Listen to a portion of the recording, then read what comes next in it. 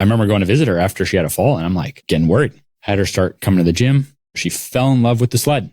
8 years. She's been sledding regularly. She's very gentle with her program. She spends maybe 10, 15 minutes a day. Similarly, I work out only twice a week. Mm-hmm. Me and my mom, we do all the same exercises, basically, just at different levels. My dad does different pieces of the programming to fix up old pains and stuff. So there's some mixture of good genetics. Definitely not like my dad never was able to grab the rim or anything like that. Yeah. And I was the same. I went through my high school career unable to grab the rim. And now, okay, I'm 34. I've been dunking for over a decade without having a knee problem. For me, it's the fact that I can go play.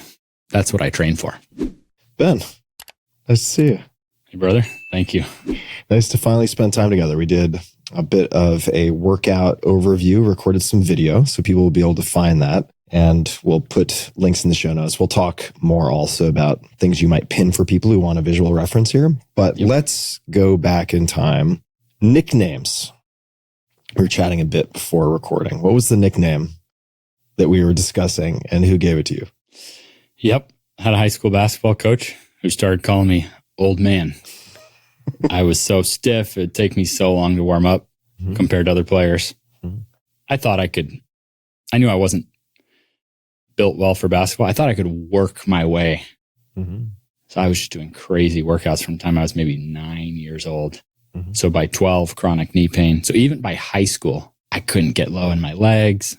So I think during all that puberty time, things weren't forming right because I was so stiff. I wasn't getting into my legs the way I should. Started calling me old man. Yeah. Yes. So we've got old man Patrick in high school. Flash forward. Now you're known as knees over toes guy. So something happened in between those two. Yep. What were and we can approach this any number of ways. You could explain why the name, or you could talk about maybe catalyzing moments or findings that set you on the path that led you to become knees over toes guy. Absolutely. And as you alluded to on my Instagram, YouTube, it's pinned where this kind of stuff we're talking about, someone can just go look at it and see it visually, like almost in order. Mm-hmm. So the chronic pains and stiffness, doctors did think around 14, probably something happened I should have had surgery on. Mm-hmm. Didn't have surgery. Different things started stacking up. By 18, I then did have surgery. Partial kneecap replacement, like part of my kneecap was just floating there. The quad tendon reattached and then had a meniscus transplant. Mm-hmm. And then it took about a year and a half because I was so extreme, so stiff. I was immobilized and really couldn't even run for like a year and a half. Mm-hmm.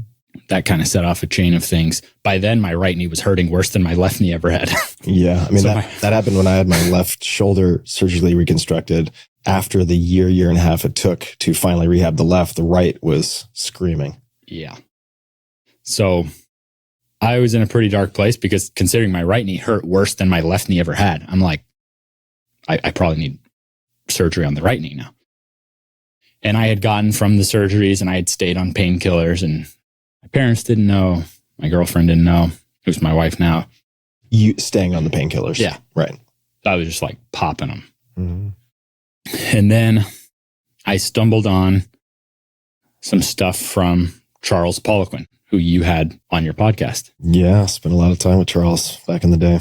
And he had various information that was very clear that it was like, no. What we've in the fitness world had all been taught, don't let your knee over your toes. Mm-hmm. He had stuff saying, no, this is actually the athletes. He helps them prevent injury and rehab with training that position. Mm-hmm. And just for people who are trying to imagine what this means. So if you were to say, be in a squat position, keeping your shins vertical, where your knees are aligned over your ankles, that would be let's just call it pre-exposure to Poliquin, sacred cow, at least in a lot of the sort of exercise science worlds. Yep. Do not let your knees travel over your toes. Yeah. Right. Keep your shins vertical. Yeah. So Charles is saying quite the opposite. Yeah. And good point there. It was totally understandable why that occurred. 1970s, exercise science is becoming a thing in school. And they found that when the knee goes over the toe, then there's more pressure on the knee. So what went into textbooks was showing when you exercise, don't let your knee over your toes. Now, for someone to compare, think about stepping down the stairs and stop. You take a step downstairs, stop. You're loading your knee over your toes every single step you take downstairs. So when I started studying Charles Poliquin, because of what I had been through, for me, instantly, I knew there was something here because I had tried all the mainstream methods of no knees over toes. So the first thing then that I could tell that allowed me to get off the painkillers was dragging a sled backwards. So every step I take, my knee is over my toes.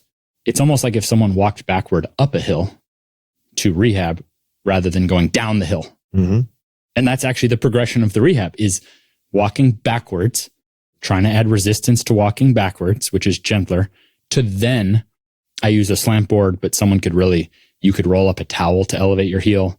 You could start with your heel flat. Like you don't have to even elevate the heel to start, where you actually work on stepping down. So you're actually controlling the motion at your pain-free level of stepping down. Even if you I couldn't do a 6-inch step. I could maybe control a couple inches, and you're using high repetitions as if you were a gymnast. When you say you can only do a couple of inches, can you just paint a picture for what that means? Let's say you're walking down the stairs. Each stair is probably 6 inches. Right. I couldn't control that motion without pain.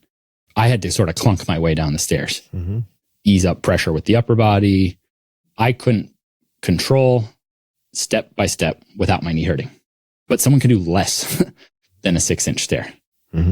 So the walking backward as a warm up, you're getting circulation. We're talking maybe stacking up 100, 200 yards backward, which didn't hurt, and then was getting circulation, getting some strength. So that was what I felt like, okay, I can get off the painkillers now because I have this way of naturally reducing the pain and getting some strength going in a knee pressure position. And let me just sidebar quickly for folks. I have only in the last handful of years, I'd used sleds a lot, but I was always pushing. And it's only in the last handful of years. And you have met these guys as well, but Nsima Young and Mark Bell.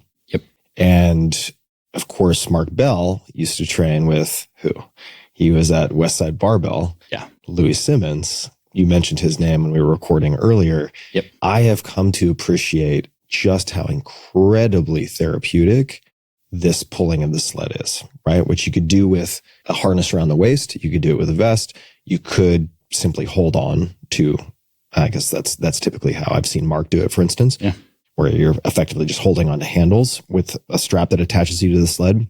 For rehabilitation, for prehab, for building in some insurance policy for the knees, it is just incredibly effective, but also so elegant. It's so simple and hard to hurt yourself. Now, of course, talk to your doctor. I don't pretend to be one on the internet. That's all I wanted to say was, personally, I can also vouch for this. Did you come across that through Poliquin? So Charles Poliquin, he was interviewed for this article where he helped an Olympic athlete who wasn't going to be able to compete in the Olympics. And they started going backward with the sled often because he could recover fast. And he was able to get back and actually win a medal at the Olympics. So I'm not advising someone to rush, but that was a unique case where this might be the guy's only chance. You have a constraint ever. So that kind of sold me on it. And then once I was experiencing it, I was like, okay, I can see there's something here. It's not like that solved all my problems. That was enough for me in my state to be willing to get off the painkillers and then start exploring further stuff. How long did it take you to get off of the painkillers after you started doing the sled work?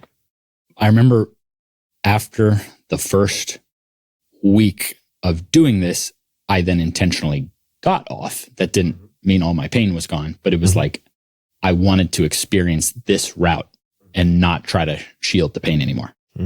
So within a week, I knew, okay, there's something different here. of progressing the knee over the toes rather than avoiding the knee over the toes.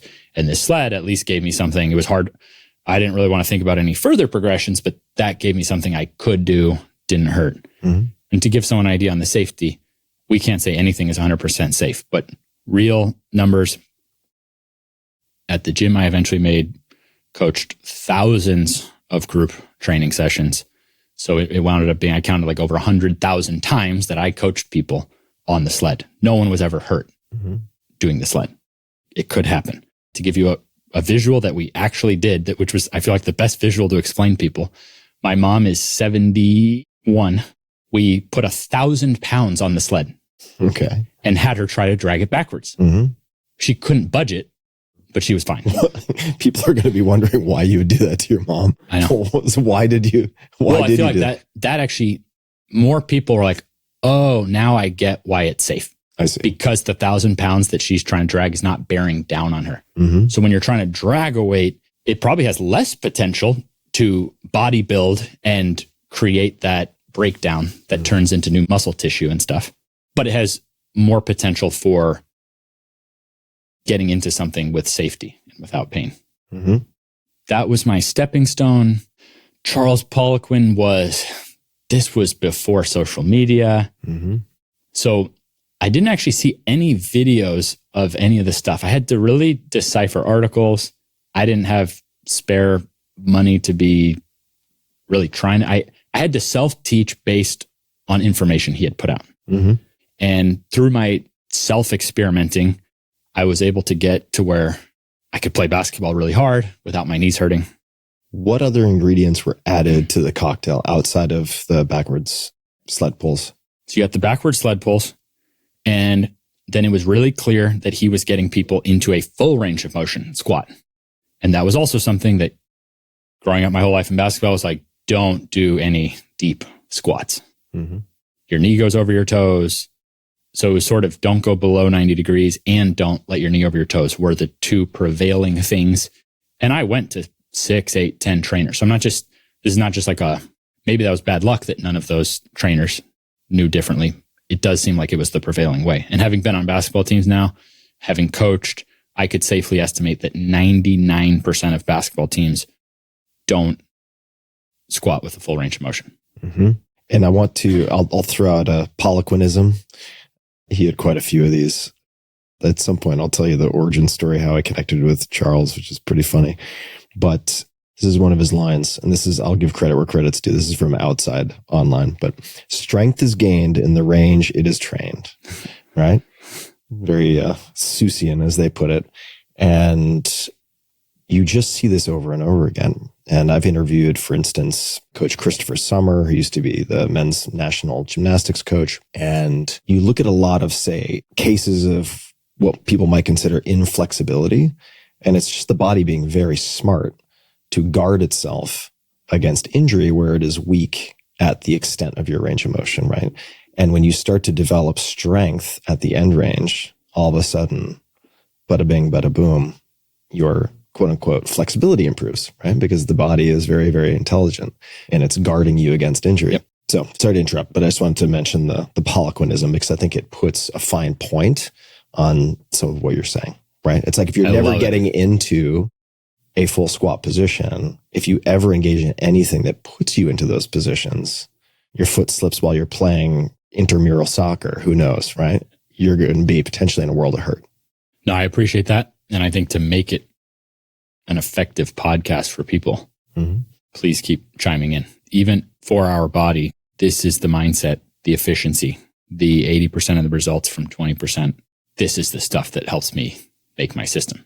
Mm-hmm. So it's hugely inspired by that. And outside of my videos, I don't have a ton to say here. So please keep it coming. Make it interesting I think you got for plenty people to say. I'll keep prompting. Yeah. But on the deep squat, what I have to offer is lots of experience trying to help people who can't figure out how to apply this stuff. Mm-hmm. Deep squats hurting is super common. Mm-hmm. People feeling like they don't have the mobility to get into a deep squat. Elevating your heels a bit can help people get lower on a squat. And holding a weight out in front of you reduces the pressure on the knee. Do you recommend people do what people would envision as a normal squat. So both feet on the ground, same plane, or one exercise that you're very well known for, the ATG split squat or front foot elevated split squat. Would you have them start with that in place of the prototypical squat? How do you think about that? I see it in relation to age, almost like a reverse system, meaning my kids are 3 and 5. Their squats are incredible. I'm not like, wait until you No, they yeah. So it's almost like in youth, my whole system for the knees is if I can have you comfortable and able to be getting stronger, controlling a full range of motion squat, where you feel like you don't have to stop before you get all the way down, but also where you feel like you don't have to bounce to get out of it, like where you're able to own it. You can control it all the way down, pause, and then explode up without pain, able to get stronger. Kids naturally have that. And so when I'm coaching, I volunteer at a school. I've had to coach 50 kids at a time. I set up 10 slant boards. Some kids need to elevate the heel, some don't. They're able to back their heels up, whatever they want. Everyone can get down into a deep squat without pain. Some need to hold some weight out in front of them to get down there. But the younger they are, 100% can do it. Like all little toddlers can deep squat. Why does the weight in front of you help someone to get into a squatted position, whether the heels are elevated or not? It's simply a counterbalance. So when you go to squat down and you think about that, for someone with knee pain, you think about that pressure, holding the weight out in front, you can actually lean back a bit. Your knee doesn't have to go as far over your toes. So I'm trying to help people get better at knees over toes, not work through pain in the process. Gradually coax that ability. Or if they've already got it, we can fortify it super easily. A progression using common weights is, let's say you hold, because it's mostly going to be adults listening to this. Let's say you roll up a towel on the floor and you lift your heels up onto it to simulate some more of that mobility, get low, and you hold a 25-pound plate out in front of you.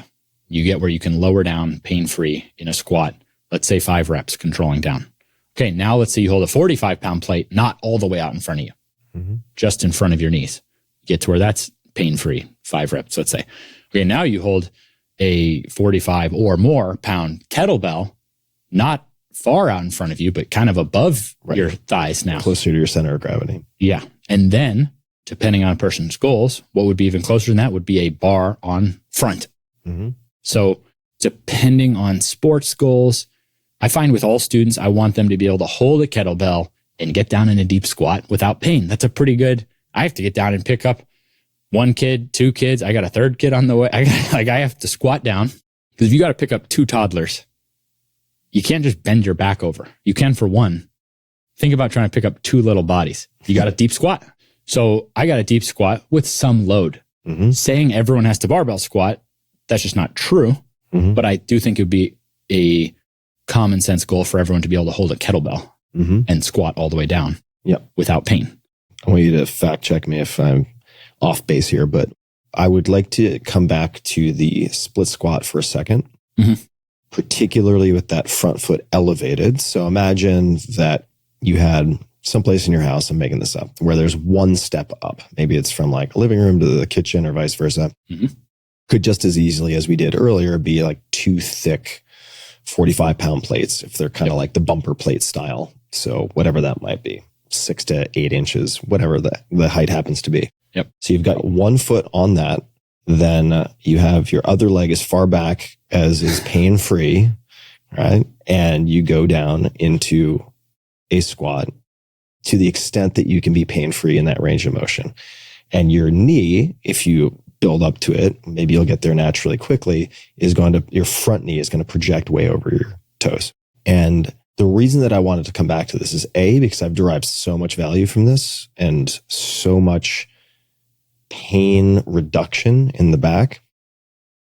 And the third is, from a form perspective, I wouldn't want people who have never explored really deep squatting to jump into doing squatting where they're rounding the low back at the bottom-most portion of the squat. So just to paint a picture for folks, maybe they've heard these terms, but if you imagine your hips, your pelvis like a glass of wine. If you're pouring wine out the front, that's anterior pelvic tilt. If you're pouring wine out the back, that's posterior pelvic tilt. If you go into the bottom of a squat, especially if you're loading yourself up with a barbell or something, and you have a lot of posterior pelvic tilt, some people call that the butt wink at the bottom, you can really hurt yourself. And I was guilty of that at one point. Yep. And I like the safety profile, and I don't want to make anything sound risk-free, of course, but of all the exercises that I've seen, especially under control, slow cadence, the front foot elevated split squat, it seems harder to commit cardinal sins where you're going to injure yourself. Is that a fair statement? I think so. And that was for someone listening who is confused on what we're talking about. Yeah. Now you understand where I was when I was 19, trying to figure this out without seeing visuals. Yeah. So I have by far made the most step-by-step free videos on how to do that. Yep. And how to use, a stairwell is a near perfect device. Mm-hmm. You have balance to hold on to reduce the load. You have scalable steps to use. Which is what I did in the beginning, right? I had my front foot 2 steps up, holding onto a railing with one hand, and then just worked the way down. That's how my mom has mostly done them. She's 71. If you see her sprint, it's like, I'm going to need to see a birth certificate. That's wild. 71, your mom. My mom is more impressive than, I try. My mom can get more views than I can when I talk about All her. right. So just to give voice, certainly this pops into my mind. I'm like, wait a second. All right. So do you just come from thoroughbred genetic stock? This sounds kind of outrageous. Has your mom been sprinting her whole life? Did she have a period where she couldn't do it? Exactly. So I started training her because her hips were deteriorating. Mm-hmm. She then had a fall, sort of chronic hip issue began. And so I've been training my mom for going on 8 years. Mm-hmm. And I wound up at my gym. I had a whole women's class, people of all ages, grandmas, young mom, everything in between. And then my dad is more like me, Mr. Fragile. The broken bones, the knee tears. I think that'll be my new podcast name, the Mr. Fragile Show. Yeah. When I was a kid, I went to a speed class to try to get faster, and he signed up with me. And this is a youth speed class, so there was no warm-up structure. It was just, okay, here's the first run. Boy. Oh, boy. And he didn't get to his second step and pulled his hamstring. Yeah. And so I come more from his fragile side. Yeah. My mom's been working from a desk for 50 years, so we don't really know what she ran when she was a young girl. Yeah, right. Probably pretty athletic, but didn't keep doing sports or anything. Generally ate well, stuff like that. But now the hip is deteriorating. And I'm like, whew. I remember going to visit her after she had a fall, and I'm like, I was getting worried. Mm-hmm. Had her start coming to the gym. So she fell in love with the sled. Yeah. 8 years. She's been sledding regularly. She's very gentle with her program. Mm-hmm. She spends maybe 10, 15 minutes a day. And similarly, I work out only twice a week. It's a bit different for me because I'm raising toddlers, running a business. So it's like, I know I can carve out my time to exercise twice a week. Mm-hmm. Me and my mom, we do all the same exercises, basically, just at different levels. But that split squat, she credits with fixing her hip problems. She's got great mobility with the grandkids. She's slowly coaxed my dad along. So my dad does different pieces of the programming to fix up old pains and stuff. So there's some mixture of good genetics. Definitely not like my dad never was able to grab the rim or anything like that. Yeah. And I was the same. In basketball. I went through my high school career unable to grab the rim. Mm-hmm. And now, not that much proof, but okay, I'm 34. I've been dunking for over a decade without having a knee problem. Your video guy filmed me dunking out on that concrete court. And for me, it's the fact that I can go play, and that's what I train for. Mm-hmm. We don't really know genetically. Do I have good genetics, bad genetics? Somewhere. Yeah, I'm not trying to. Yeah. It was more like my 71-year-old mom is sprinting. I'm like, wait a minute, hold the breath. I just wanted to unpack that. So thank you for that. If I were to ask your mom, all right, you can only pick 3 or 4 exercises. That's it, that you get to continue with. You've had 8 years to trial and error and try a bunch of stuff. What do you think she would respond with of the 3 or 4? I know she would do the sled forward and backward. Mm-hmm. That became way of life at our gym, and she's kept it up ever since. I know she would do that full range of motion, which varies based on the person, what that means. But where you're not stopping short, you're embracing your flexibility. Full range of motion split squat. I know those would be her top two. And then I know she would throw something in for the posterior. I'll have to ask her what is her favorite. Today in the video, I showed the 3 main different posterior exercises. If you just had to hazard a guess, what do you think she might choose? I think she would choose the way that we use that back extension machine because she works from a desk. And so particularly when you put that full split squat, which stretches the front of the hip, with then where you're getting to squeeze those glutes, that sets that pelvis that it's almost like whether someone has posterior or anterior, it seems to benefit everyone because you're getting both sides of that equation. I think she would do that one. All right. And again, just a reminder for folks, we're going to link to everything and you're going to have videos pinned. And just search knees over toes guy for all the platforms and you'll find those. What else did you pick up from Poliquin, if anything comes to mind? Let's start there and then I'll trade with you. So many gems. Oh, that's a tough question. It is. Sadly, Charles is no longer with us. I know. I actually got the phone call about it pretty much immediately after he died, which was very sad, very tragic, way too early. But anything else come to mind? Okay. I could buy you some time if you want. He was trying to master everything from, he was helping bodybuilders, athletes. The thing he told me, so only one time when I finally had the money and freedom to go see, he came to America, did seminar. This was towards the end. And he said his only regret was not getting into flexibility sooner. And he was a wealth of strength knowledge, a lot of that strength relating to range of motion. That definitely left an impact on me that he wished he had gotten into that sooner. And the conclusions that I've come to is you can see my style of training. The way I stretch wouldn't be how someone would normally think of stretching, but just the idea of your strength and your flexibility, really getting those into harmony to where the positions that you're flexible and you feel strong in those positions.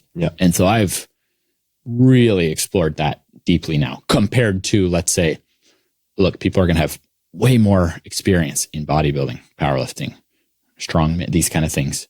And Charles had way more experience there than me. So I think that was, if someone goes to my pages and sees the style that I train, I feel like that was the gem that was just what I needed that gave me now like the systems that I love. And also getting strength and flexibility or mobility and harmony can sometimes mean that you're training both at the same time, right? Often can mean that. And we were recording earlier, and not that I'm going to win any gold medals in the split squat, but like my range of motion is pretty good, all things considered. And I credit that to doing the movement. And also I gave him a shout out when we were recording. Jersey Gregoret, some credit where credit is due, who holds multiple world records or did in masters Olympic weightlifting. He's got to be close to 70, if not 70 now. He can stand on a balance board, like an Indo board, with a fully loaded barbell and do an ass to heels Olympic snatch at his age. It is unbelievable. His wife also holds a few world records. She can do the same thing. Their sustained athleticism is just beyond incredible. And for ankle mobility, he had me doing basically 1 or 2 reps on the minute overhead squats. So I'm holding a barbell overhead, but we're talking bar, maybe plus 5 pounds on either side, very light weights, just doing 1 rep on the minute for like 10 to 20 minutes. That's it.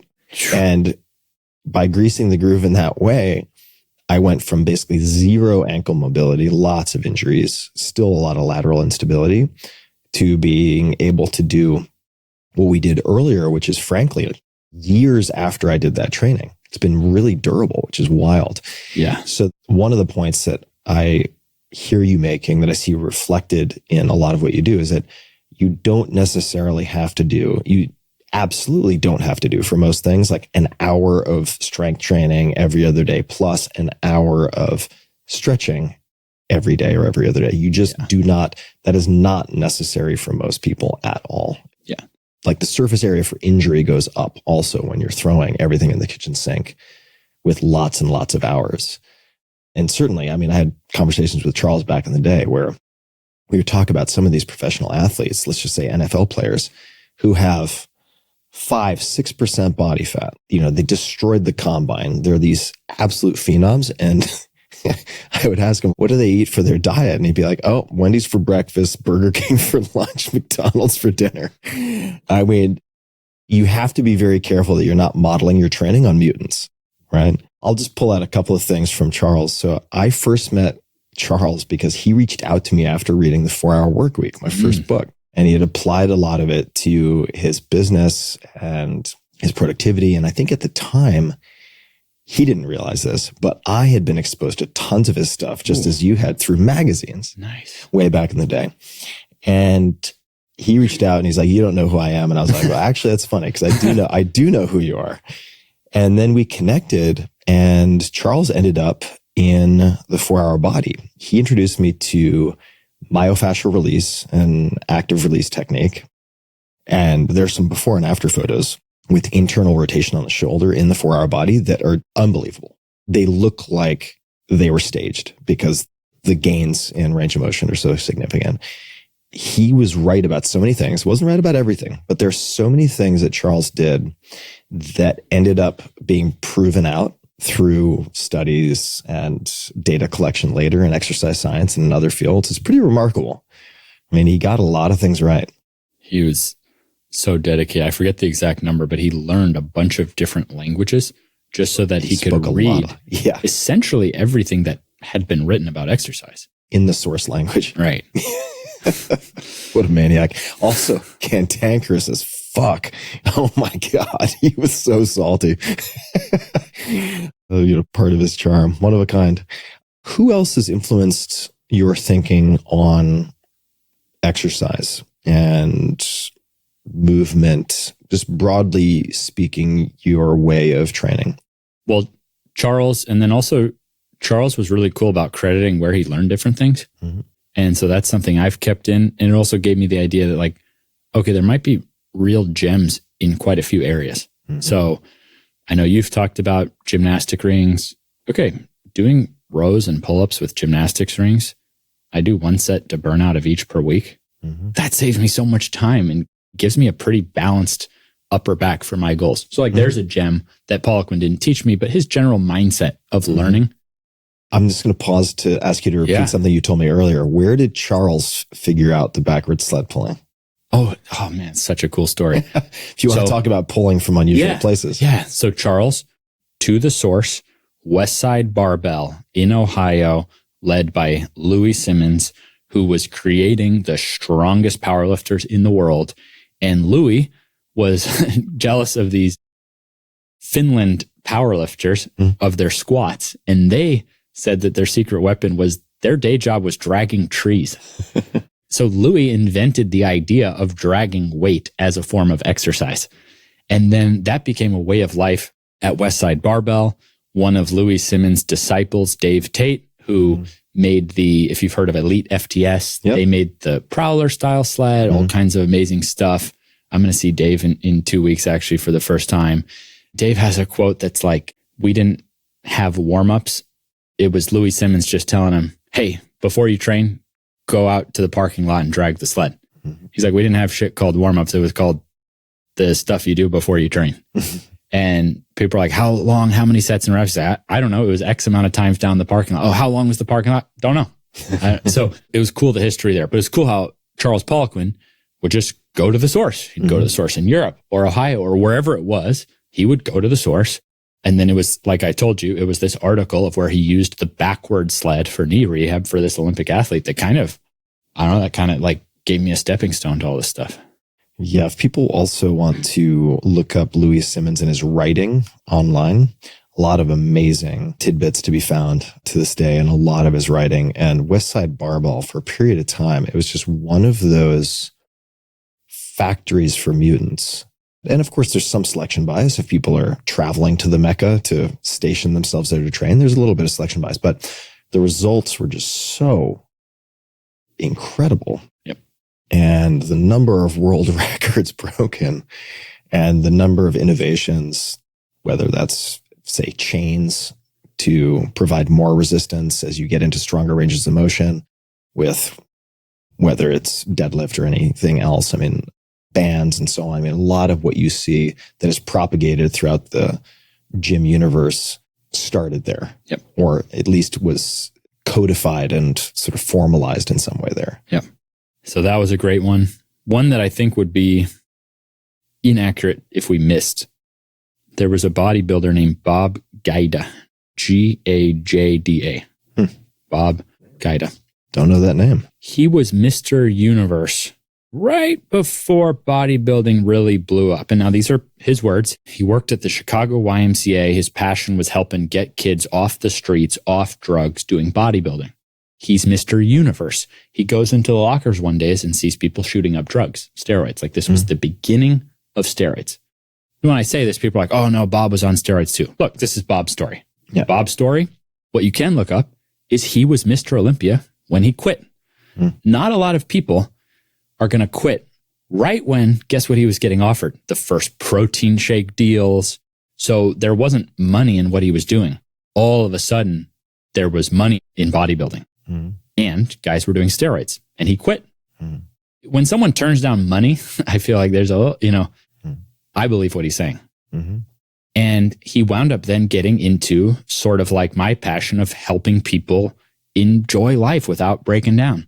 And he invented this device that he called a DARD, D-A-R-D. I think it was dynamic axial resistance device. Okay. Rolls off the tongue. It didn't catch on. By the time I was studying this, you couldn't even buy it anywhere.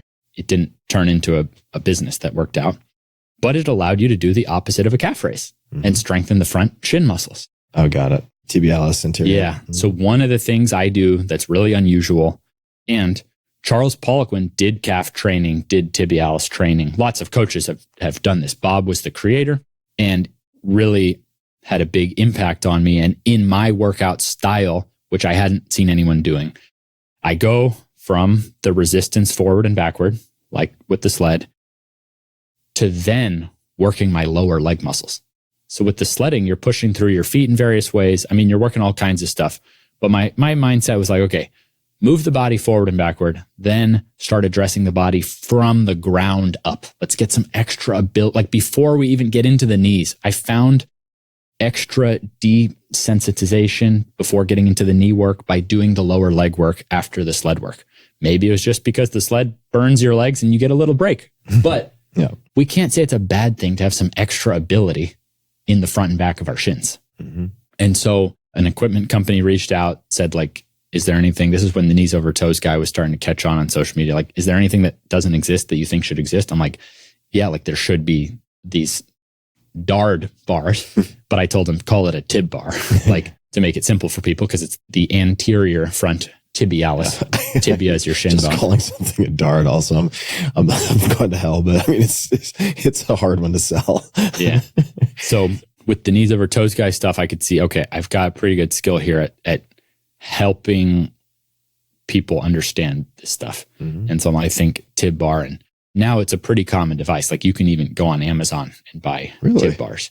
I mean, there's like 10 sellers now. I have by far the lowest price for an American made tib bar. I don't sell the most tib bars. Pretty much anything that I make in America, someone's going to make more money copying in China. And that's actually, at first it seemed annoying, but now I'm like, it's actually pretty cool. Like everyone wins. Like I can make a nice living pursuing American made on everything I do. And like people are going to copy it. And so because the price is going to be higher, American made. All right, everyone wins. You can get it cheaper from someone making it in China. And that doesn't mean all my stuff is made in America. I'm pursuing all my stuff made in America. And anything on my website, I don't play games with people. It says ATG USA. Then you know if it says that, it's made in America. So this was a really cool device, particularly for rehab. But even for me, like what I showed you in my video, you can put your butt against the wall with no equipment whatsoever, raise your toes, and do that for a while and burn out and get a reverse calf raise, a tibialis raise. Yeah, I'll just paint a picture for folks. So if you're standing facing away from a wall, maybe your heels are a foot away from the wall, your heels. 1 to 2 feet. Yeah, 1 to 2 feet. Then you lean back against the wall. Now take your upper back off of the wall. So it's just kind of your hips and low back against the wall. So you're not cheating. Your legs are locked, right? Your knees are locked. Yeah. And then you're lifting your toes. to the greatest extent that you can. And the next point that you added to that, where I was like, oh, that's actually very smart. And it's particularly, I would say, helpful for someone like me, I've basically torn everything in both ankles, too many heel hooks and nonsense way back in the day, that basically lifting the foot as much as possible, then going down on the pinky side, then coming up and going down on the big toe side and alternating back and forth like that. I could see helping also with some of the lateral stability issues that I have. Yep. So we were chatting a bit before recording about some of your different pieces of equipment. And I told you that I really liked your wrist bar. So the wrist bar, imagine a baton like you would hand off to someone in a relay race, but at one end, half of it is thick enough. I don't know what the exact diameter is. Let's call it 2.5 inches, so that you can plate load. You can put an Olympic plate on that and then secure it, which makes it very interesting because you can work with progressive resistance, right? And for me, that was important and will be important. I'm 6 weeks after elbow surgery, so I'm not quite there yet. But for sort of supination and pronation, whether I'm doing isometrics or otherwise, and it's very small, very portable.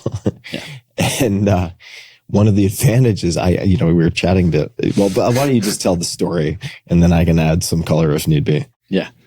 Well, I put this bar in Five Below Friday, which is my newsletter that goes out to 2 million plus subscribers.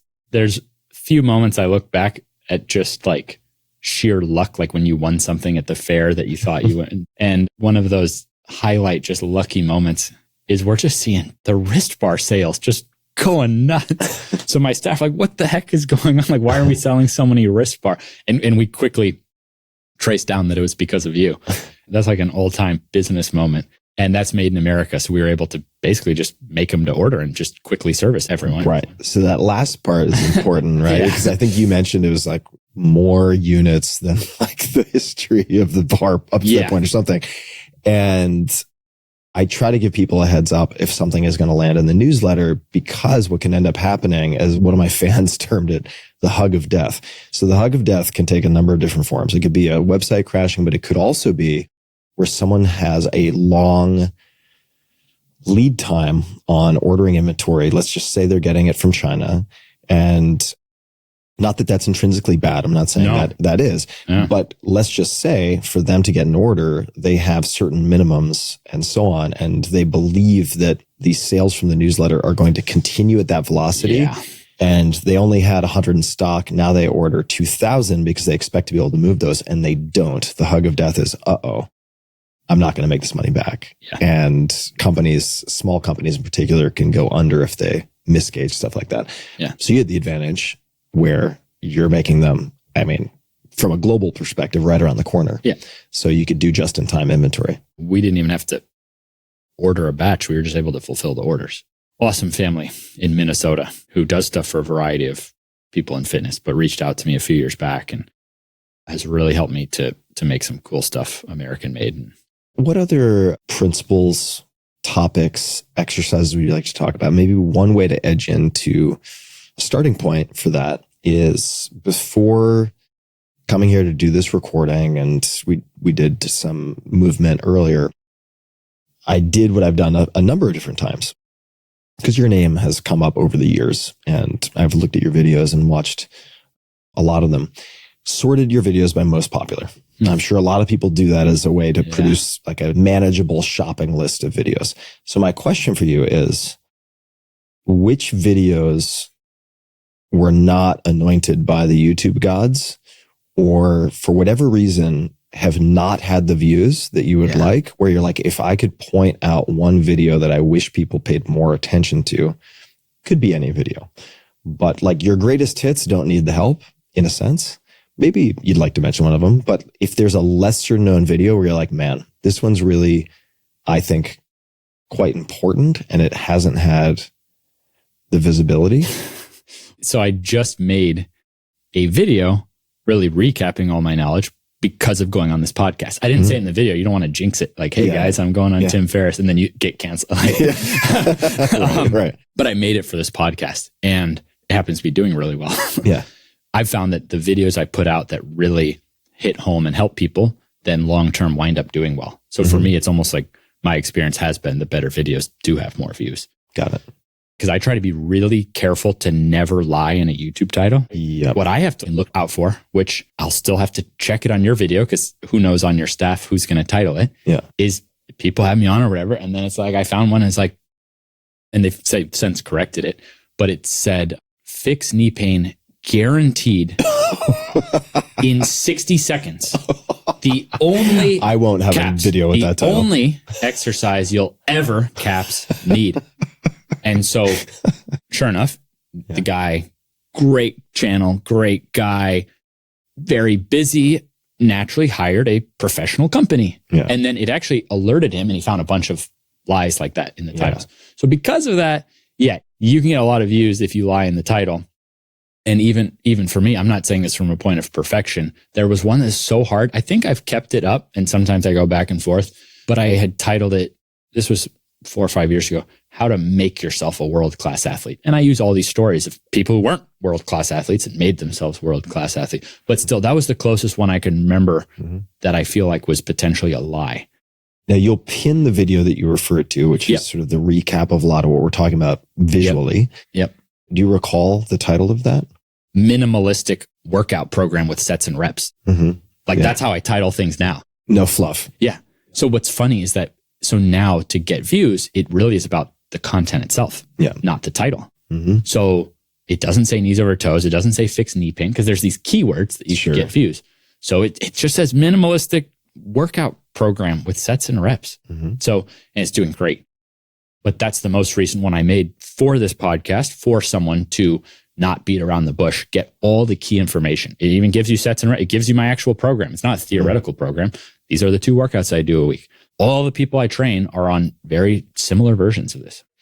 And I want to give people a taste of some of what we recorded earlier in case they don't see it. And in effect, I'll summarize, but feel free to jump in, because I'm a stickler for detail and I like exact recipes. Could be my OCD screaming at the back of my head, which is pretty often.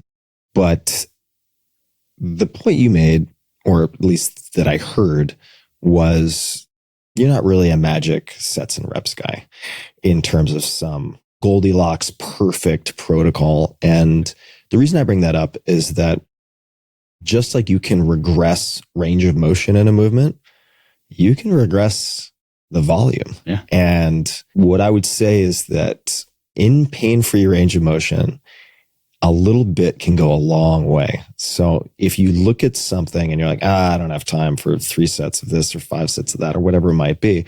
Okay, fine. Well, maybe you start with 1 set. Yeah. And I know people who have gotten into tremendous shape coming from a baseline of 0, right? Yeah. No athleticism, nothing. Yeah.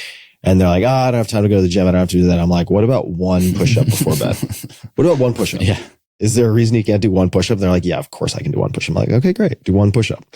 And then it turns into 2, and then it turns into whatever. And I know one guy, like within a few months, he was doing 50 push-ups before bed, and he started to see real results. And then that was the unlock. Yep.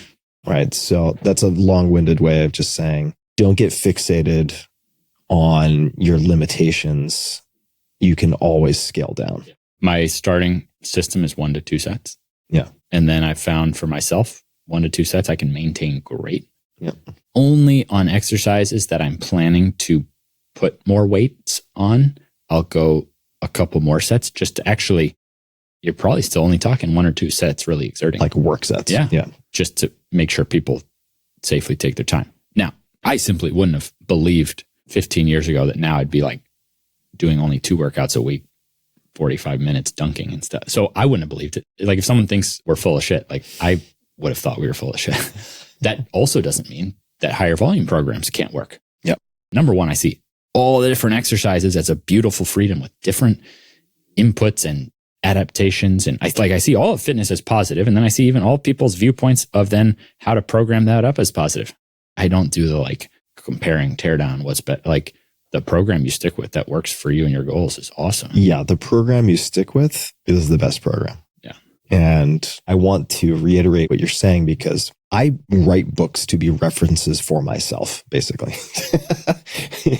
If I can find a book that does the job already, writing is way too hard. The research is way too arduous. It takes way too long. I don't want to write a book. It also turns out to generally be a terrible way to make any money, even if your books do very well. So there's just way too much of pushing boulders up the hill for me to write a book unless I feel like I'm gathering things that I need and can't find somewhere else. That was the case with the 4-Hour Body. And this minimum effective dose, the concept, the MED of finding the minimum effective dose. And you can look at many comparables, right? It's like there's a certain temperature at which you boil water. You don't need to get it 30 degrees hotter, right? If you go outside, there's a point at which you start to adapt in the sun and develop a tan. You don't need or want to stay out another hour, right? And you progress and you start to extend the duration, et cetera. It turns out that you can apply this almost everywhere. You can apply it to language learning with the highest frequency words. You can apply it to, for instance, I was asking on X, back when it was Twitter, people for favorite chapters in the 4-Hour Body, because I was curious about possibly updating things, although there's not a lot that needs much updating, it turns out. And people gave various examples. There was I think it was an NFL player who was benched and got back to playing professionally using the prehab chapter and Occam's protocol. Occam's protocol is like 20 minutes twice a week, resistance training, and a handful of other things. There's another guy who chimed in, and I understand you can't believe everything you read on the internet, but I've seen multiple examples of this. He got to, I think, a 475-pound deadlift using the Barry Ross protocol in the book. And Barry Ross coached Allison Felix and many other sprinters. It is the most minimal thing you could possibly imagine. And a crux piece of it is doing deadlifts to the knee and then effectively dropping the bar so that you're not risking any type of hamstring strain, and doing 2 to 3 sets of 2 to 3 reps. That's it. And you're taking big, fat power lifter rests in between those sets. The amount of strength that you can build doing that is head spinning. Wow.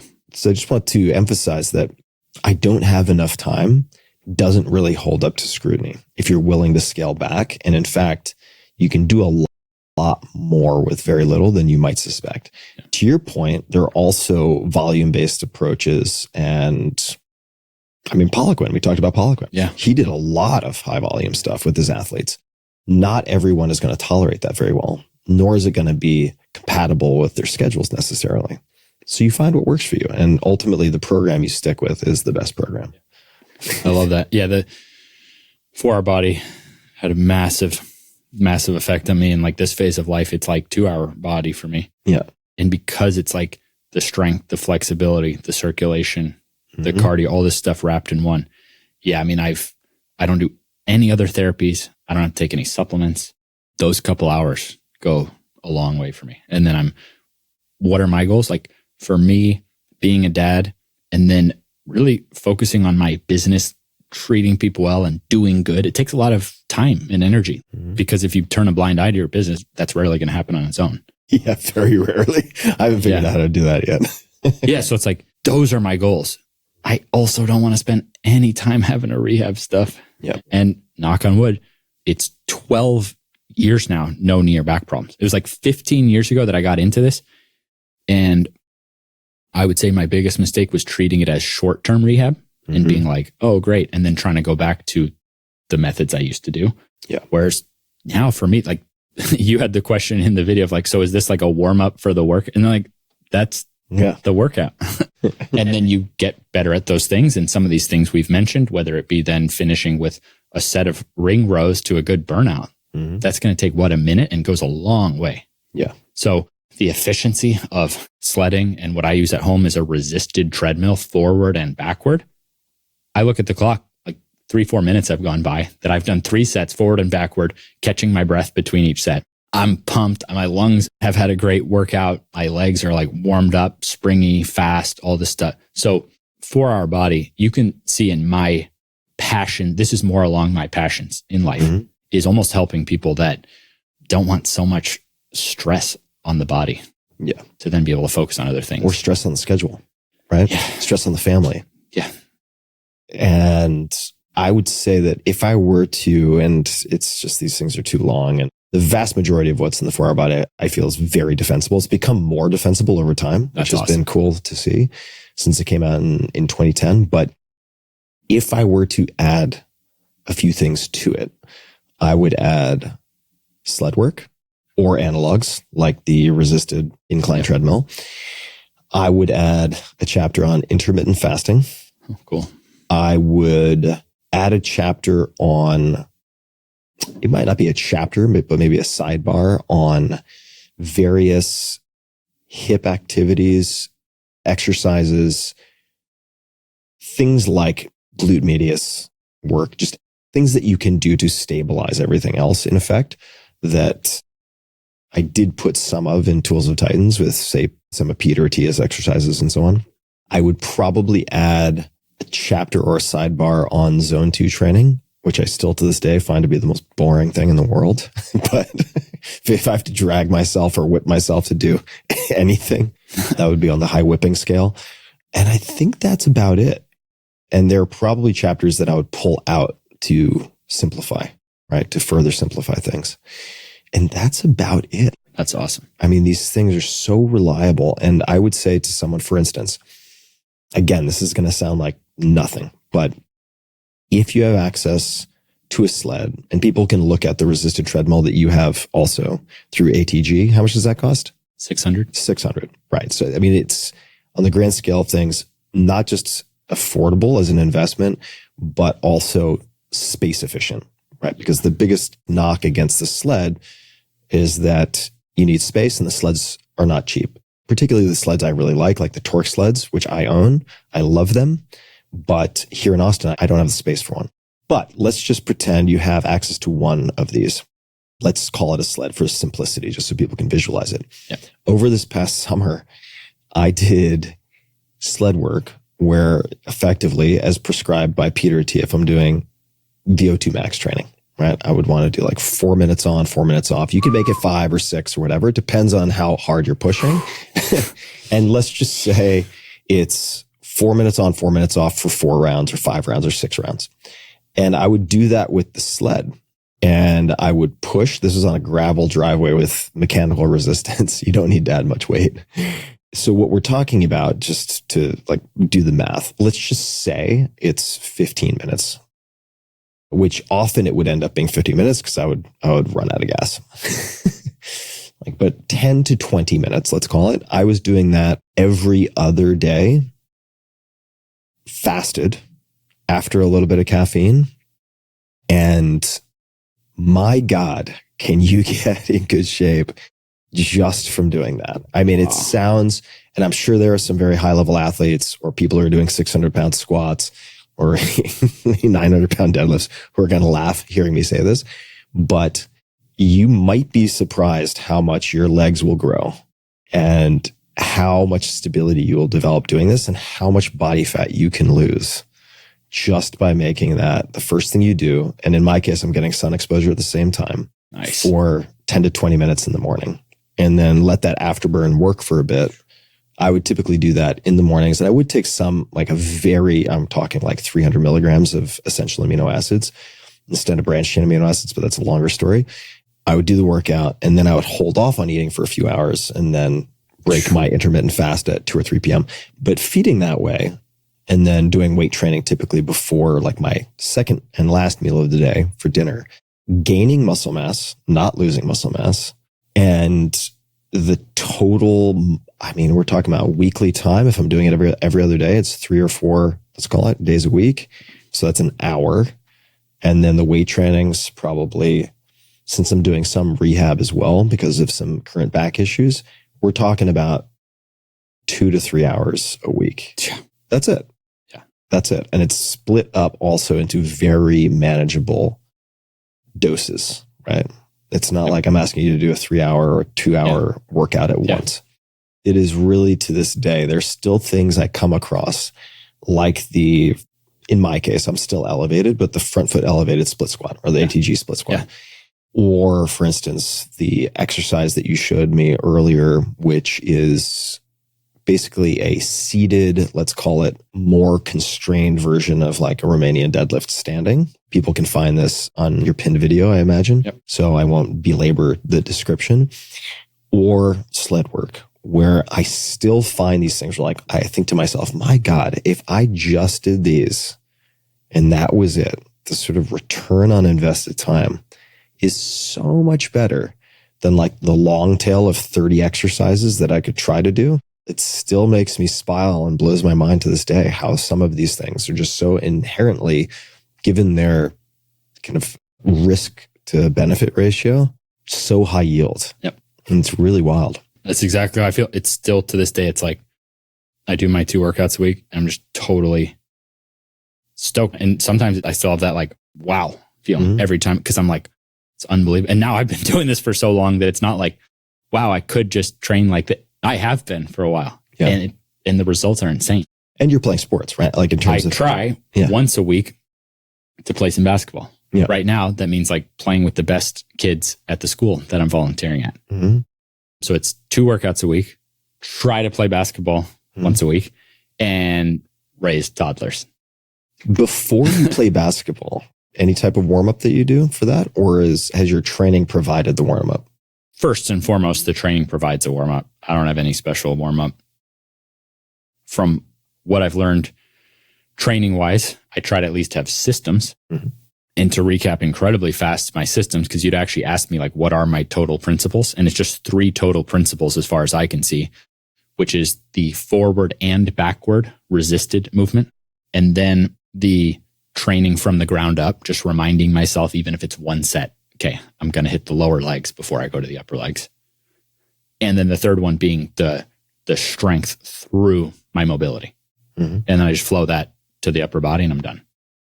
That's the training principles. If you add all of that up, forward and backward, ground up, because most of us has probably not done as much work for like the lower body and lower legs as for the upper body. Yeah. So we're kind of restoring some natural balance there.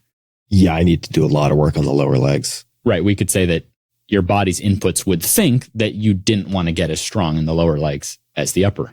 Yeah. So by doing that, you're restoring some balance to the body. Quick piece of trivia for people who might find it funny. Go look at really early photographs of Arnold Schwarzenegger posing, and some of them have him standing in water where water's up to his knees because he was so embarrassed about his lower leg development. Whoa. Alas, I haven't figured out how to wade through swamps up to my knees to cover my lack of development in the lower legs. Most of us haven't. It's almost like we're telling the body, hey, I don't want to be as strong proportionally in the lower legs as everything above it. And then the amount of foot pains and different chronic pains that I've had people who had for years that are gone now just from restoring that balance. Mm-hmm. It's really cool. And then the third one being training the strength through the mobility, as I said. So those 3, but what's the strength through mobility again? We're kind of restoring that natural balance, because when we go into weight training, our body starts to shift towards strength in certain ranges, but not others. Mm-hmm. So all of it together just means my whole philosophy is just to have balanced ability in the body. Mm-hmm. Forward, backward, high positions, low positions, lower legs, upper legs. So that's how I train. That makes me healthy, that I can just go play basketball. But because of all that, I try to be sensible about it and do a sort of segmented warm-up of like, okay, dribbling in place, then dribbling in motion. Now what's a little more pressure than that might be like shooting. And so it's just super basic like that. Someone could do that for any sport. You take the forces and you just kind of segment them into a obvious warm-up. So there's no special basketball warm-up. No magic sauce. Well, we've covered quite a bit. Ben, is there anything else that you'd like to cover? Any other topics you'd like to jam on? Anything that comes to mind? I think more for you, which is for me, as or more important than any of this exercise stuff, is you've managed to become this giant without bashing other people, without playing games that you know are lower integrity. So you must have some sort of, because I've had to kind of set up for myself, okay, I need to make sure that my posts don't have any lies to try to start arguments, or that there's nothing intentionally trying to start arguments. And so there's these things like this that I've had to piece together. But I think of you, and sometimes I'm blank after that. Apologies for being blank, but it's like there's not a lot that I can look to and go, here's a guy who's succeeding in ways that I would want to succeed, right? Helping people, but with your integrity. And to me, that's more important than the rest, because I feel like that's the trickle down that makes life shitty for a lot of people, is the more and more leaders, I mean, who then lose their integrity. It's like, I think that's more important than all of the rest, because that affects everything. Yeah, thanks, man. So what's my process? I mean, yeah, like what's your thoughts on that? I mean, even if you just think about it, you'll share some unusual information compared to what normally is going to be on a podcast. Yeah, I'm happy to riff on it. I would say that there are a few things that come to mind, and I'll maybe get there by way of example. So there was an episode I recorded a long time ago with a fellow named Balaji, who's very smart, and he's known for a great many things. He's actually been very accurate in predicting a lot of sort of geopolitical events and so on. Also happens to be incredibly technical and familiar with cryptography and crypto and so on. And I did an episode with him, and it just exploded. And there were many reasons for that, but it ended up being, I think at the time, the most popular episode of the year. And there were a number of trend lines at the time. People were at home. This was during COVID. Crypto was on everyone's radar. All of a sudden, people are using various means of finding something to do, including trading or quote unquote investing. And I use quote unquote because it wasn't always investing. So there were many things that contributed to this episode doing well. And I remember having a chat with my team internally, and they were like, here are 4 or 5 other guests who are also involved with crypto who we think would be very, very strong. And I paused in that moment, and there's this quote, it may be incorrectly attributed, but there's a quote that I have started almost every presentation I've ever given. So it'd be kind of hilarious if it were not attributed properly. I think it's attributed to Mark Twain, but whenever you find yourself on the side of the majority, it's time to pause and reflect. It's roughly along those lines. And so I looked at what was happening around me, and I saw a lot of podcasts focusing on crypto. I saw a lot of media focusing on crypto. And I looked at, in my mind, telescoping forward, what would be the implications of me having these 4 or 5 people on? There would be a definite short or intermediate term reward. Lots of downloads, very happy sponsors. I could probably increase my rates. I mean, there would be real financial rewards. Okay. What are the trade-offs? Because there are always trade-offs. Always. Right? And you make any decision, just like literally from the perspective of decision, meaning cutting away, related to incision. You're choosing one option among many. There are trade-offs. So what are the trade-offs if I commit to doing 4 or 5 more episodes on crypto? One is that I start to filter out anyone in my audience who's not interested in crypto, most likely. Some will be willing to indulge me because they have followed the podcast for a long time and want to see how I tackle it. But after 4 or 5 episodes, after a month or 2, I will basically have culled my audience of anyone who is not particularly interested. That is a very large sacrifice. Number one, because I want a diverse audience.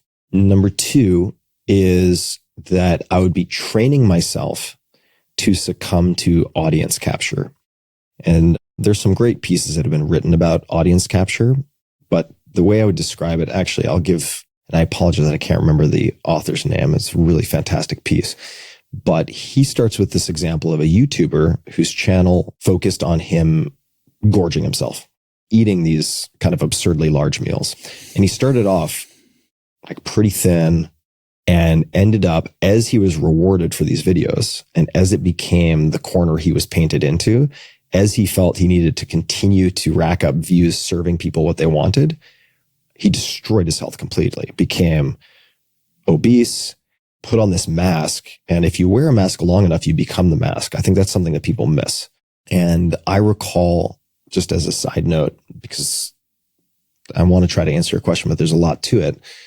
I remember I interviewed Andrew Zimmern, who he's been on TV for decades now. Amazing guy, very smart. His life story is incredible for people who want to check out the podcast episode. And he said to me at one point, because I was delving into television, he said, and I'm paraphrasing, but be very careful about what you do in that first episode. Because if you pretend to be something that you're not, and it's successful, you will feel the obligation to continue to do that. And there are a lot of risks related to that. Yep. Furthermore, right, if you're training yourself to respond to audience demands or whims or trends instead of some type of internal compass, and simultaneously you're training yourself, and these are often related, to basically pursue the option that has the most economic upside. I feel like, particularly if you're in the online media game in any capacity. Yep. And by the way, you don't need to have a business to succumb to this. You might just have a personal page and you're being trained by the platform to be in the vanity Olympics. And these algorithms are so good. And I know a lot of data scientists and PhDs who work at these companies. You're bringing a knife to a gunfight psychologically. So if you encourage yourself to be captivated by those incentives, you're lost. You're just lost at sea. You're going to be lost. And it's a lot easier to get lost than it is to get unlost. And that has a trickle down effect, right? So if I make decisions based on, and it's very hard, and I'm not always perfect, if I allow myself to be steered by the most extreme things, perhaps, that guests say, what am I going to do? I'm going to optimize for extreme. And then if I'm optimizing for extreme, why am I doing that? It's for views. Why do I care about views? It could be vanity. It could also be for CPMs and advertising. It could be for product sales. Well, what's going to happen to my headlines? They're going to become the National Enquirer for people old enough to remember that. They're going to become the most clickbaity, exaggerated, indefensible set of claims you can imagine. And you don't have to be a data scientist to realize this. Just go look at what you're served up in your personal feed on YouTube. And chances are there's going to be a lot of nonsense or a lot of misleading. And what I've learned is that when you develop an awareness of this, not that I'm holding myself up to be some paragon of personal excellence and integrity, but I recognize that it's a lot easier to get hooked on a drug than to get off of said drug. Yeah. And make no mistake, you're being trained by the platform. You're being trained by your audience. Those are all drugs that are very addictive. And there are lots of rewards for pursuing that. But to come back to what I said earlier, there are lots of trade-offs. And for me, also on top of that, I would say that I have worked so hard to ensure that my audience feels they can trust me. There are certain lines once you cross. Yep. If you do not deliver on the promise of a headline, if you do not deliver on the promise of a title, if you make a recommendation that costs someone time, money, or God forbid causes some type of injury, you're done. Yep. You're dead to that person, and for good reason. Yep. I feel like with a great audience, and that could be a small audience, could be a big one, comes great responsibility. And I should say also, this isn't because I'm some type of saint. Like, it's also being long-term ambitious. Yeah. For me, the greatest insurance plan, the greatest, choose your metaphor, safety net, but also propellant for doing well long-term is not doing anything. And you'll make mistakes, but really trying hard not to do anything that will compromise the trust that your audience puts in you. That could be readers, it could be listeners, it could be viewers, it could be anything. And for that reason, I'm very cautious about what I recommend. I'm very cautious about who I have on the podcast.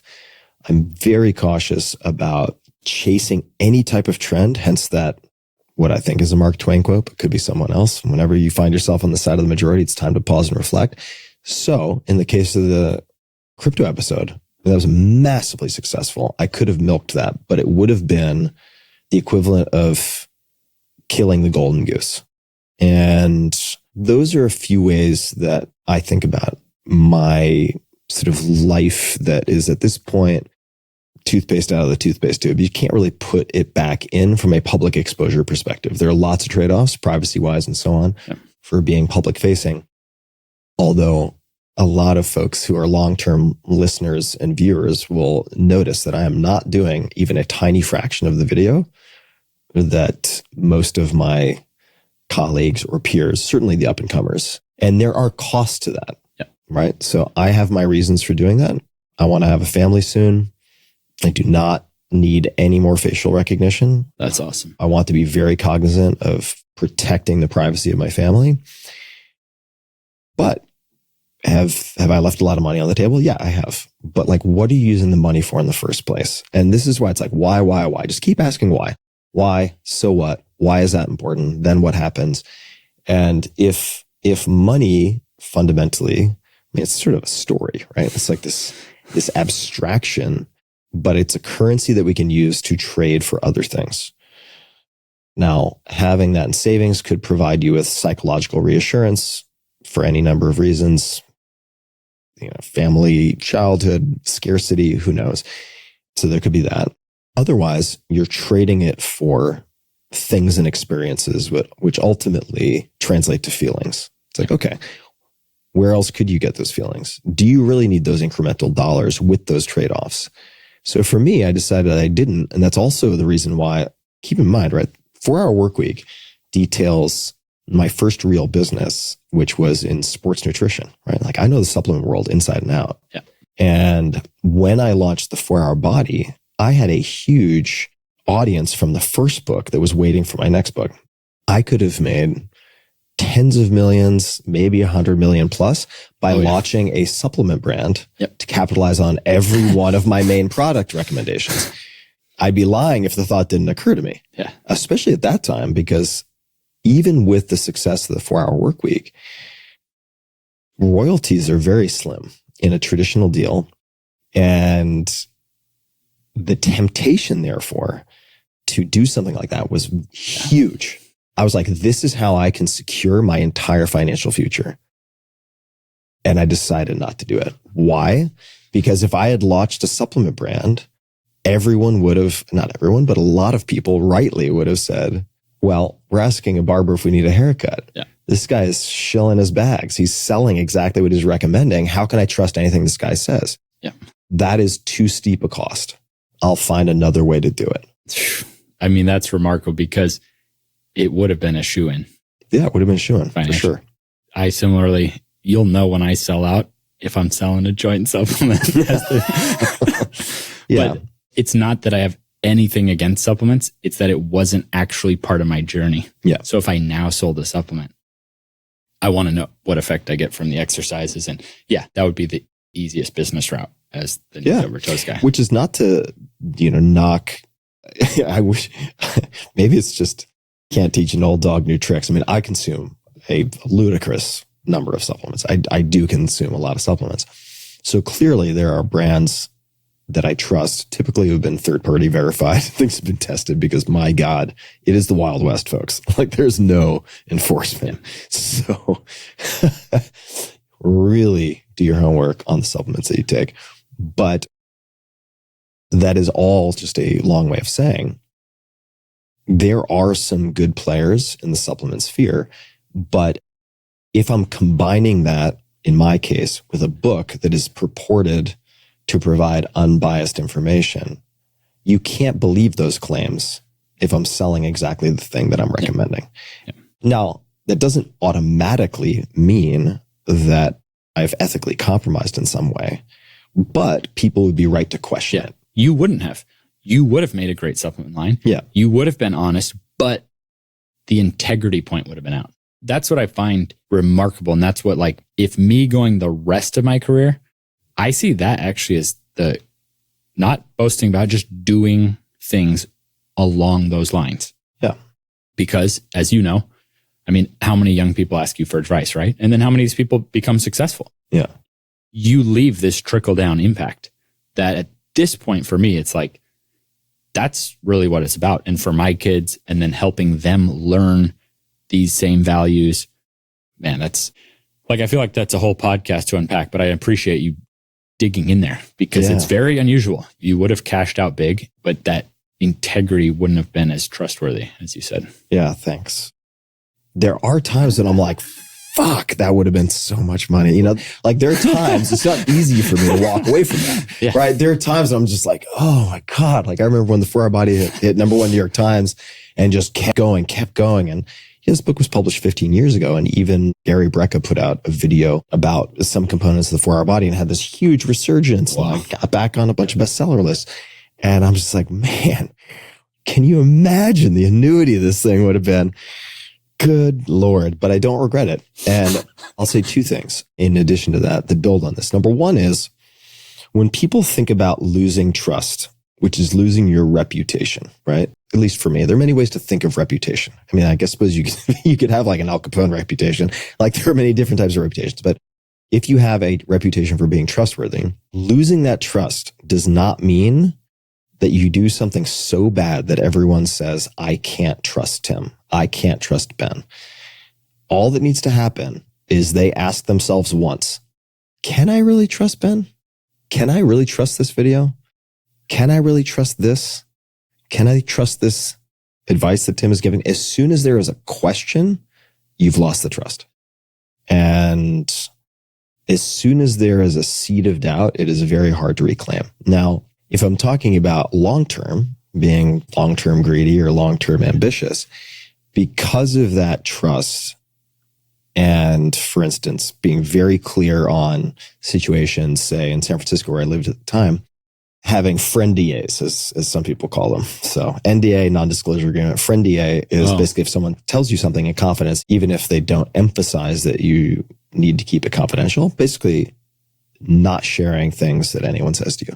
And becoming a known quantity as someone who's very good at discretion, who does what he says he's going to do on time, those were ingredients that led to ultimately the angel investing and being able to invest in a lot of these startups and work with a lot of these founders. Inherently, I would be exposed to a lot of really confidential, private information that's critical to their business success.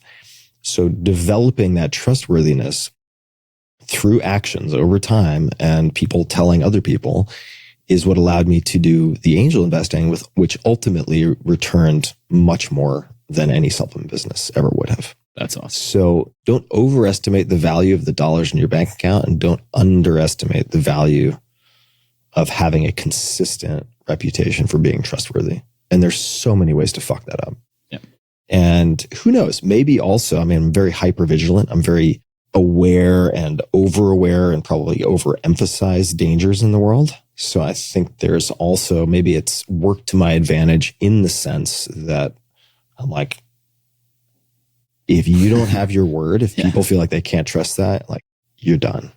It's just like, it's going to be Mad Max for you, and not in a good way. I'm not sure exactly, but this is how I've thought about some of it. It's a right characteristic.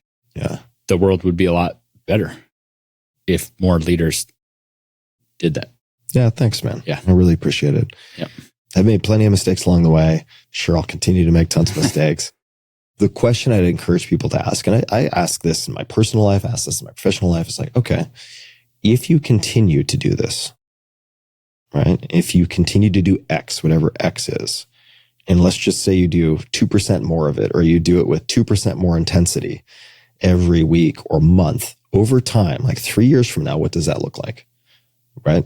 Like, be very aware of the trend line and the way it compounds. Yeah.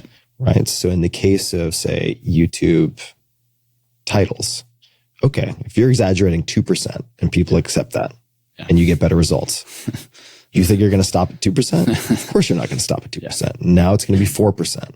And eventually you're going to cross the line without realizing that you've crossed that line. That explains a lot. And that's how my wife and I run our business together. She's really much more of a business genius, and thank God. Yeah. But even on the integrity stuff, like, it's hard to explain in a way. Okay, if I was in any country, I would want, just based on all my observations of being in business, I would want to be supporting local businesses and stuff. Yeah. So we've got this passion for making stuff in America that really from observing everything in this last year. And now she's just like off to the races, just crushing it in terms of, it takes calls and networking and finding people and continuing, because you're told, no, can't make this. And then you find the person who can make it. You find the factory, you find the technology. And if I was in Canada or if I was in China, I would feel the same way. Yeah. It's something that's important to us, but I like your 2% thing. Like if we keep putting 2% more energy on that, because when you were describing this, I was thinking, because this is something that's on our minds a lot. And I'm thinking 3 years. Wow. I'm like 3 years from now, life is going to be amazing. Yeah. I don't know what the exact numbers will be. It applies to the good stuff as well. We're breaking through all kinds of stuff that people aren't able to make here that now we're actually getting. And it's so cool. You can go to the factory, see the people, see the person. You can have, like how I said, okay, when you blew up our wrist bar sales, it's like for us, it makes us happier. We like it. And I like your rule. What does it look like a few years from now if we keep putting a little more? And I'm like, that's a life I really like. Yeah. The numbers won't be gigantic, but they'll be good, and we'll be super happy about it. And also it's like enough is enough at some point, right? And what enough means will differ from person to person, but generally speaking, money's not going to solve all the problems you think it will.